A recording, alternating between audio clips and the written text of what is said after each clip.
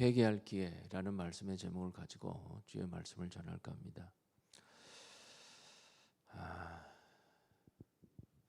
우리가 하나님을 섬기고 우리가 살아갑니다.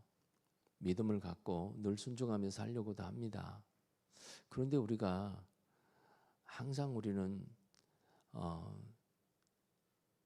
하나님 앞에 완벽한 삶을 살았으면 좋았을 텐데 우리는 그렇게 살지 못할 때가 많습니다.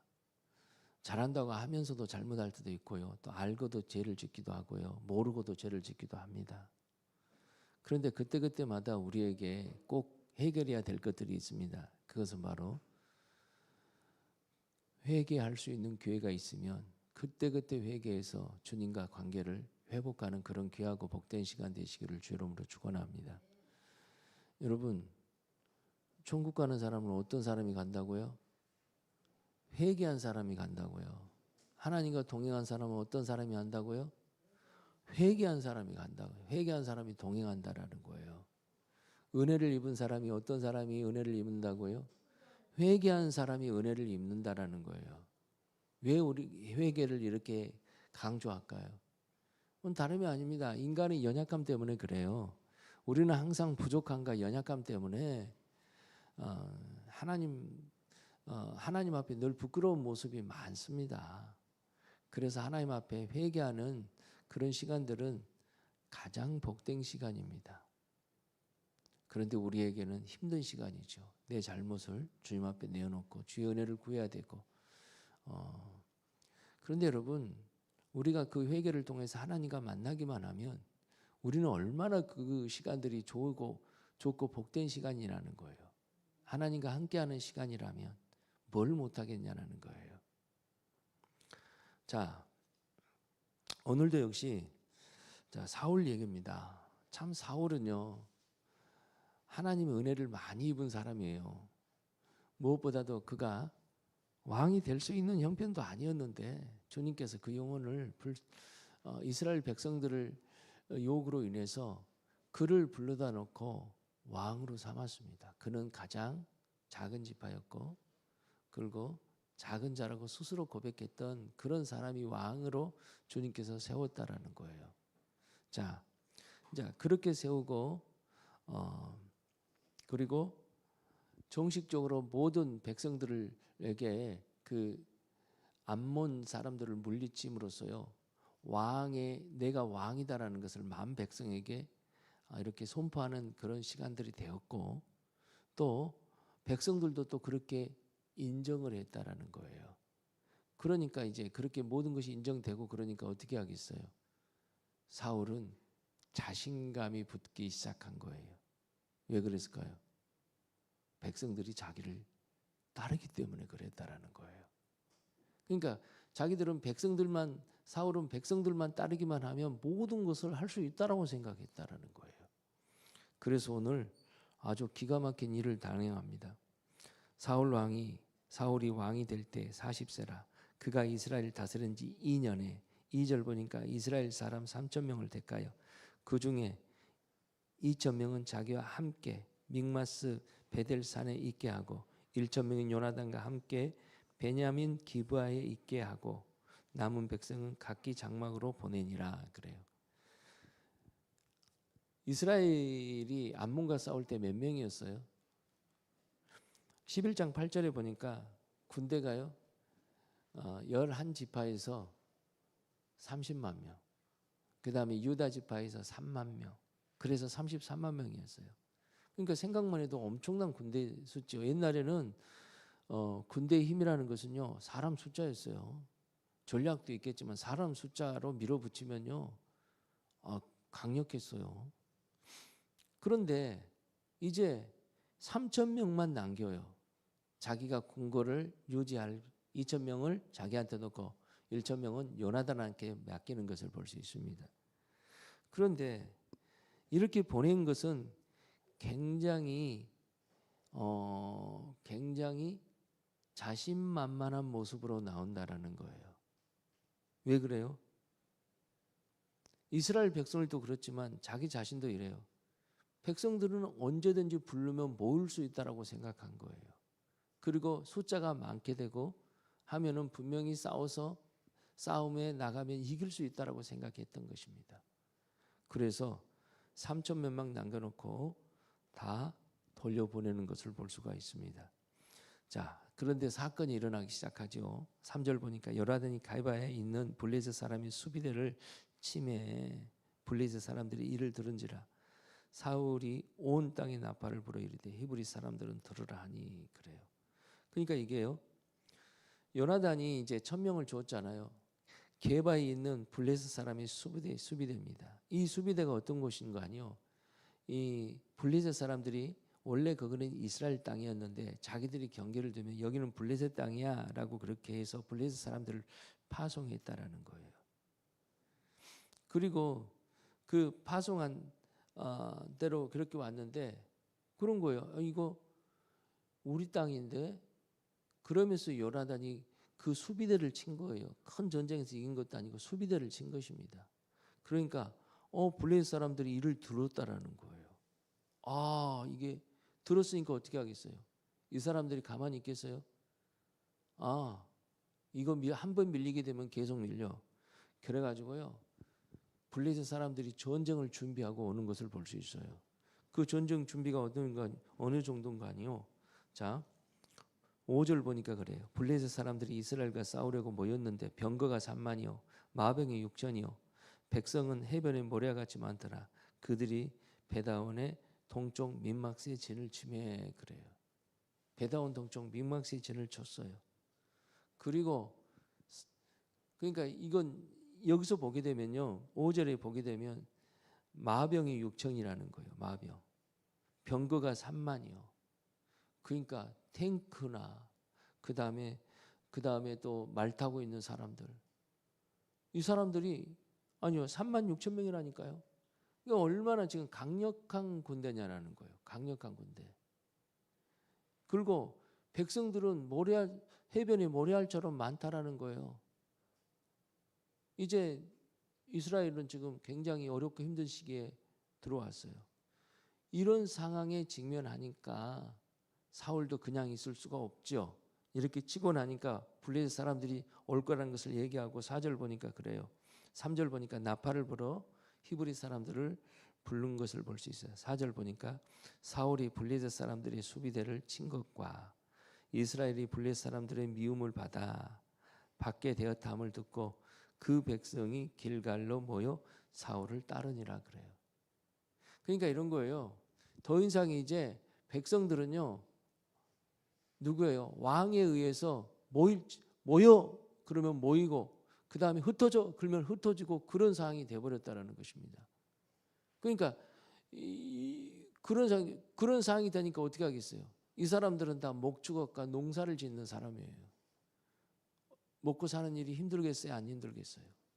굉장히 힘들어졌다라는 것입니다. 그런데 이런 것들을 사무엘이 미리서 얘기를 했어요. 이스라엘 백성들에게. 왕을 세우게 되면 너의 딸들을 궁궐의 시녀로 부를 것이고 그 다음에 백성들을 어떻게 하겠다라는 거예요? 남자들은 전쟁터에 끌고 갈 것이다. 그런 얘기를 미리서 했다라는 것입니다. 여러분, 그런데 여기서 길갈이라는 곳이 있어요. 길갈이 어떤 곳입니까? 11장 13절 14절을 보니까 여기서 어떤 일이 있었는 거 아니요? 여호와 앞에서 사울을 왕으로 삼았고요. 그 다음에 하나님이 위대한 일을 행할 것이다라는 것에 대한 믿음의 선포를 한 것이었다라는 거예요. 그러니까 이 사람들은 있잖아요. 이스라엘 사람들은 어떻게 했어요? 그들이 가지고 있는 어떤 그 길갈래 그 땅의 그 의미를 두고요. 분명히 여기서 하나님이 위대한 일을 행할 것이라는 그것을 기억하게 하고 모이기 시작했다라는 것입니다. 그리고 그것이 뭐였어요? 그런데 문제는 딱 보니까 어떻게 해요? 블레셋 군대가 엄청난 것입니다.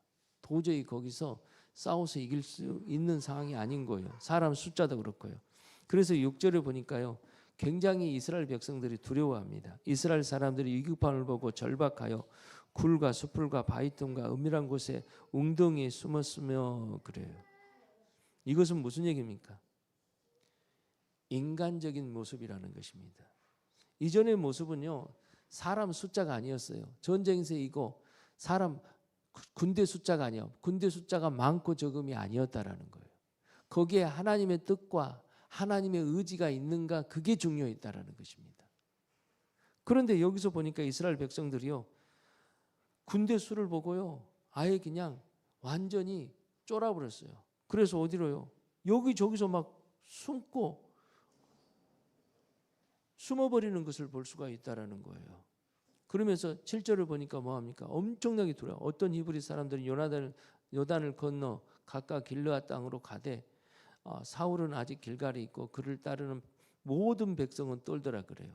여기서 그러니까 요단 동편까지 도망가 버렸다라는 거예요. 어떤 사람들은요. 그러니까 멀리 도망가 버린 거예요.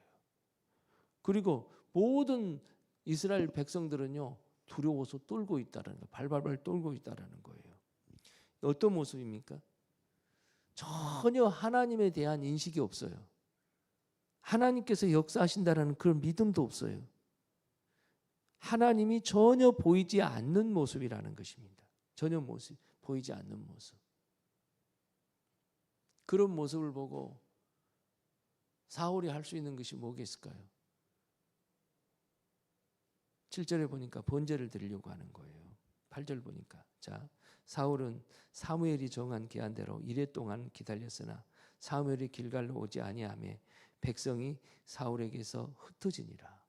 그러니까 백성들은 그렇게 많이 모였음에도 불구하고요, 이제 블레셋 사람들이 이렇게 많은 사람들이 쳐들어왔어요. 도저히 싸울 수 없을 것 같아. 그래서 백성들 하나 둘씩 계속 흩어지는 것을 볼 수 있어요. 사울은 다급한 것입니다. 다급해가지고요, 9절 보니까 사울이 이르되 번제와 화목제를 이를 가져오라 하여 번제를 드렸더니, 왜 그래요? 왜 번제를 드렸을까요? 7장을 기억했죠. 7장 미스바의 기적이었다라는 거예요. 자, 7장에서 이스라엘 백성들이 여호와께 기도를 했어요. 하나님, 이 전쟁을 이길 수 있도록 하나님께서 은혜를 베풀어 주십시오라고 하나님에 대한 기대가 있을 거예요. 하나님이 함께하는 그런 시간들이 있었어요. 그렇게 누구를 통해서? 사무엘을 통해서요. 그리고 사무엘이 전쟁을 위해서 기도하고 또 간절하게 하나님에 대한 기대가 있었다라는 거예요. 그런데 문제는 8절 보니까요, 9절 보니까요, 하나님에 대한 기대도 없어요. 그저 어떤 모습이었는 거 아니? 하나님을 이방 신들이 그 우상 섬기듯 하는 것입니다. 이런 거예요. 금나오라 뚝딱 하면 도깨비 방망으로 봤던 것이에요. 그래서 하나님 앞에 어떻게 한 거예요? 하나님 앞에 분명히 내가 번제를 드리면 분명히 역사에서 이길 거라는 그런 믿음, 그러니까 그런 것이었어요. 꼭 자판기에 동전 넣으면요, 음료수 뚝뚝 떨어지는 것처럼 번제 드리면 이기겠다. 하나님에 대한 기대도 없어요. 하나님 왜 도와달라는 기도도 없고 그런 것도 없어요. 그냥 번제만 드린 거예요. 근데 그것도 사울이 해야 될 일이 아니었어요. 그것은 누가 했어야 됐었어요? 사무엘이 했어야 됐다라는 거예요. 그래서 보니까 여기서 보니까 그래요. 자, 사울이 9절에 보니까 사울이 이르되 번제와 화목제를 가져오라며 번제를 드렸더니 10절 보니까 번제 드리기를 마치자 사무엘이 온지라 사울은 나아가 맞으며 문안하며 그래요. 가니까 이제 문안했죠. 자, 그런데 사무엘이 와서 딱 보니까 이거 사울이 번제를 드렸는데도 하나님에 대한 기대와 하나님의 도우심을 구하는 것도 없이 그냥 우상 섬기듯 번제를 드렸어요.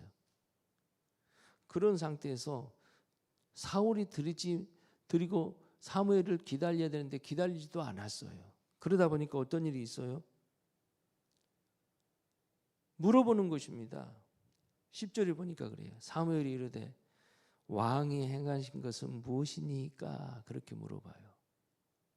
사무엘이 몰라서 물어봤겠어요?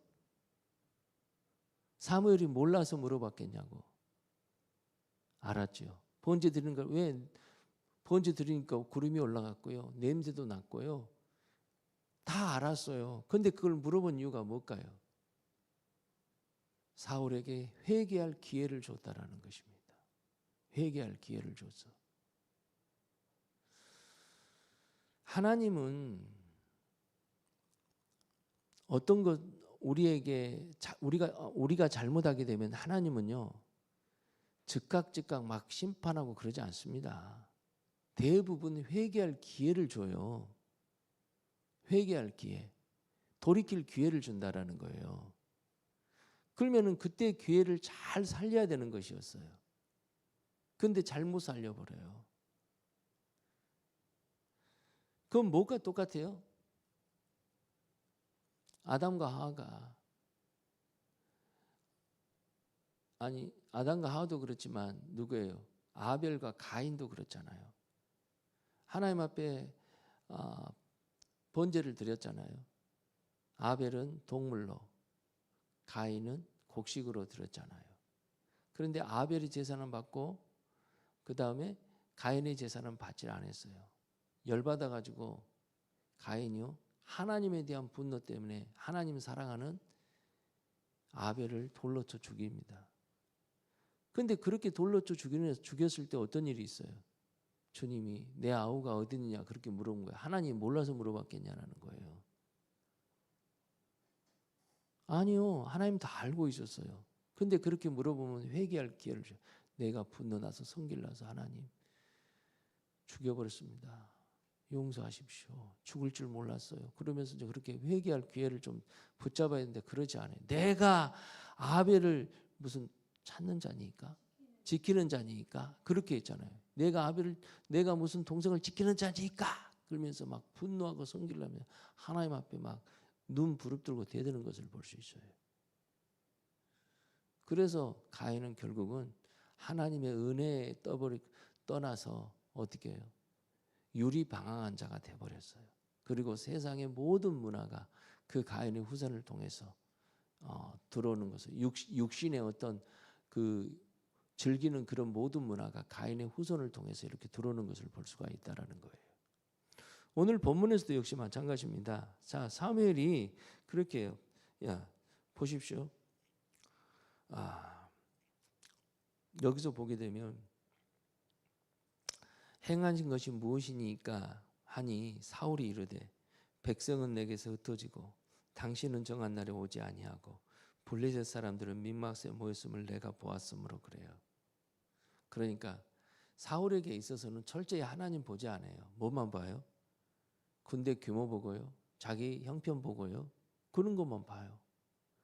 그런 거 보니까 어떻게 해요? 회개할 기회를 찾지를 못해요. 하나님 보지를 못했다라는 것입니다. 그러면서 핑계를 대기 시작해요. 핑계. 저는 핑계댄 사람들 대부분 자기가 잘못했다고 얘기를 안 하더라고요. 핑계댄 사람들 대부분이요. 너 왜 그랬어? 누구 때문에요? 너 왜 그렇게 했어? 잘못해놓고. 그러면서 계속 뭐 주변의 가족 때문에 그 다음에 친구 때문에 다 그렇게 막 핑계만 대는 것입니다. 잘못한 것 가지고 얘기하고 어떤 돌이킬 방법을 찾는데도 계속 핑계만 대요. 그러니까 그 사람은 회개할 기회를 잃어버려요. 그래서 오늘 여기서 보니까 뭐요? 백성은 내게서 흩어지고 당신은 정한 날에 오지 않고 블레셋 사람들은 미스바에 구름대처럼 모였습니다. 그래서 뭐요? 사무엘이 그래서 이에 내가 이르기를 사람들에게 블레셋 사람들이 나를 치러 길갈로 내려오겠거늘 내가 여호와께 은혜를 간구하지 못했다 하고 부득이 번제를 드렸나이다. 그래요. 자기가 번제를 드린 거예요. 그러니까 이것은 하나님을 믿고 능력을 구하는 것도 아니고 하나님의 은혜를 구하는 것도 아니고 그저 그냥 어떤 하나님을 섬기는 데 있어서 우상 섬기도 그렇게 섬기다 보니까 하나님을 볼 수도 없었다라는 것입니다. 찾을 수도 없었다라는 거예요. 그저 그냥 예배 드리는 행위 그 자체로만 어떻게 해서 그렇게 하면 전쟁에서 이길 거라고 생각을 했다라는 거예요. 우리의 모습도 그렇지 않아요? 우리 모습도 이 땅에 살면서요. 분명히 잘못할 수 있어요. 이 땅에서 잘못 안 한 사람이 누가 있어요? 인간은 다 연약해요. 다 부족해요. 아무리 거룩하다고 잘난 사람이라도 다 잘못하고 살아요. 우리가 생각하기에 뭐 이렇게 탁월한 능력 있는 목사님들, 탁월한 뭐 장로님들, 이 땅에서 뭐 거룩한 그 모습이 있는 그 사람들은 뭐 죄 안 진가? 무슨 소리요? 다 죄를 지어요. 그런데 문제는 그 죄 지었을 때 왜 그랬냐? 그렇게 물으면 제가 유혹에 빠졌습니다. 내가 욕심이 많았습니다. 내가 미쳤습니다. 어쩌 하나님 앞에 그런 일이 있을 수 있겠습니까? 그 말이 안 나오는 거예요. 그래서 상황이 이래서 어쩔 수 없이 그렇게 했어요. 형편이 안 돼서 어쩔 수 없이 그렇게 했어요. 다 그렇게 핑계만 대는 것입니다. 핑계만 대는 거예요. 저는요, 잘못했다고 아는 사람들을 보게 되면요, 대부분 핑계만 대요. 상황이 그래서 어쩔 수 없었어요. 그러는 거예요. 뭐 그런 거 있잖아요. 우리가 뭐 산모가 우유값이 없어서 어떻게 해요? 뭐 마트에 가서 뭐 우유를 한 통 훔쳤다 그래요. 훔쳐서 그래서 그거 제대로 걸렸으면 왜 이렇게 했냐고 그러면 죄송합니다. 내가 형편이 안 돼서 자녀 우리의 우유값이 없어서 제가 이걸 부득이하게 훔쳤습니다. 이건 내 잘못입니다. 그렇게 딱 인정하면 되는데 그게 아니에요. 아니 뭐 필요하니까 하나 가져갈 수도 있죠. 뭐 그거 가지고 뭐 그렇습니까? 아니 뭐 내가 큰 거 가져간 것도 아니고 분유 한 통 가져갔는데 이런 식으로 말을 사람 도둑 취급하고 그러게. 여러분 그러면 되겠냐는 거예요. 그것은요 들어오는 복도 나가게 받을 은혜도 나가게 만들어 버려요. 받을 은혜도. 자 보입시다. 11절에 보니까요. 사무엘이 그래요. 사무엘이 이르되 왕이 행하신 것이 무엇이니까 그렇게 자 했죠. 그러니까 13절에 보니까 사무엘이 사울에게 이르되 왕이 망령되이 행하였도다 그래요. 왕이 하나님 여호와께서 왕에게 내리신 명령을 지키지 아니하셨도다. 그렇다면 여호와께서 이스라엘 위에 왕의 나라를 영원히 세우시거늘 그래요. 망령되이 행했다라는 거예요. 당신 미친 짓 했다라는 거예요. 왜 미친 짓 했다라는 거예요. 네가 지금 이렇게 하면 되겠냐는 거예요. 그리고 지금 뭐라는 얘기예요? 왕의 명령을 잘 지키지 아니하였도다. 이 얘기가 무슨 얘기인 거 아니에요? 하나님 잘 섬기고 그 하나님 마음으로 백성들을 잘 섬겨서 하나님께로 인도를 했다면, 그리고 또 하나님 앞에 잘못했을 때 회개를 구했다면 왕의 나라가 영원할 것입니다. 그 얘기라는 것입니다. 우리도 마찬가지입니다. 분명히 말씀을 들을 때 우리가 마음에 찔림이 있어요. 여러분 우리는 우리 스스로 내가 뭔 잘못한 걸 알아요. 대부분 하나님의 말씀 통해서 말씀을 받고 있는 사람들은요, 내가 어떤 사람인 줄 알아. 내가 어떻게 뭘 잘못한 줄 알아. 습관적인 죄도 있고요. 내가 욕심에 미혹돼 가지고 하는 죄도 있고요. 내 분노와 상처로 인해서, 여러분 상처로 인해서 죄를 짓는 거, 그 죄가 아니란가 할 수 없어요. 그것도 죄예요. 내 마음속에 상처가 있다고 해서 죄가 합리화될 수 없는 거예요. 다 그것도 죄라는 거예요. 그런데 그런 것들에 대해서 주님께서 얘기하는 거예요. 너 왜 그랬냐? 상처받아서. 무슨 상처요? 내가 미혹됐어요. 너무 아파서요. 화가 나서 그랬습니다. 용서해 주십시오. 그러면서 하나님 앞에 무릎을 꿇으라는데 그렇지 않아요. 그저 그냥 끝까지 잘했다고만 하는 거예요. 자, 그러면서 지금 14절 보니까 지금은 왕의 나라가 길지 못할 것이라 여호와께서 왕에게 명령하신 바를 왕이 지키지 아니하였으므로 여호와께서 그의 마음에 맞는 사람을 구하여 여호와께서 그를 그의 백성의 지도자로 삼으셨느니라 하고 그래요. 자, 이 얘기를 이렇게 했으면 심각해야 되잖아요. 그리고 다시 하나님께 돌이켜야 되잖아요. 그러질 않아요. 그래서 15절 보면요. 사무엘이 일어나 길갈에서 떠나 베냐민 기브아로 올라가니라. 사울이 자기와 함께 한 백성의 수를 세어보니 600명 가량이었더라. 아직도 정신 못 차렸어요. 실수할 수 있어요. 길갈로 떠났으면 어떻게 해요? 여기서 이렇게 하는 거예요. 그의 지도자로 삼으셨느니라 이 얘기를 했을 때 뭐라 그래요? 떠나려고 했을 때, 이 얘기를 했을 때 그럼 어떻게 해야 되겠습니까? 사무엘에게 물었어야 되잖아요. 어떻게 해야 되겠습니까? 어떻게 해야지 내가 지금 하나님 앞에 온전하게 살 길이 있겠습니까? 그렇게 물었어야 되잖아요. 그런데 사울은요 뭐라 그래요? 그거 묻지도 않아요. 그리고 백성이 수를 세는 것을 볼 수 있어요. 백성이 얼마나 나를 지지하는가 그 수를, 그것이 600명이에요. 600명. 오늘 저와 여러분들이 그래요. 분명히 하나님께서 잘못을 얘기하고 다시 또 거기에 하나님의 또 이렇게 책망의 말씀이 임해요. 그리고 또 만약에 이런 상황에서 네가 이렇게 했고 이렇게 했다면 하나님 앞에 돌아와서 회개하고 정말 내가 잘못했다고 인정했으면 하나님께서 다시 은혜를 베풀고 기회를 주실 것이다 라고 그렇게 이렇게 얘기를 좀 하면은 그러면 내가 그렇게 하겠습니다. 안 그러면은 이런 상황이 부정적인 내 인생에 있어서 힘들고 어려운 상황들이 이렇게 왔을 때 그것이 주님께서 말씀하시면은 그럼 제가 어떻게 해야 되겠습니까? 그렇게 물었어야 된다라는 거예요. 그런데 사람들이 묻질 않아요. 왜 그래요? 믿음이 없어요. 그리고 철저히 하나님에 대한 믿음이 없으니까 어떻게 해요? 세상만 보는 거예요.